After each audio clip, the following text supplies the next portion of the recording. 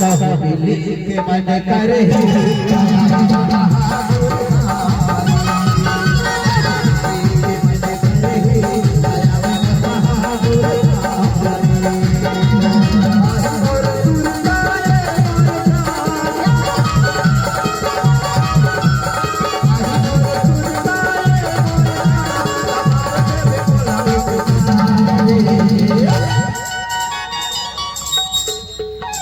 एक मिनट मस्त नजरों से देख लेना था। अगर तमन्ना थी आजमाने की आपके प्यार में तो यही मर जाती, क्या जरूरत थी मुस्कुराने की। तबे देखा के मन करे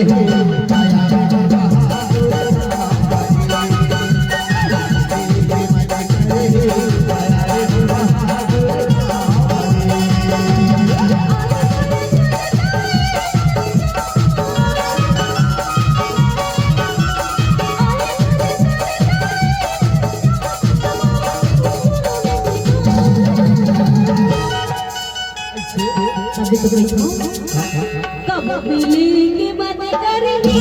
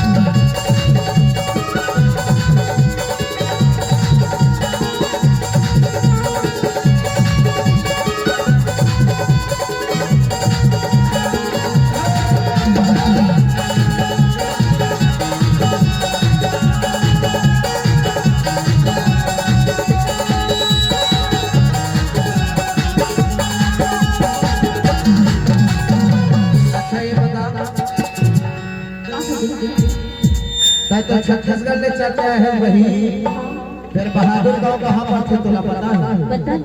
तोला पता है? नहीं पता। बताना भैया बहादुर गांव कहाँ पर थे? सारस डोली के पान ठेला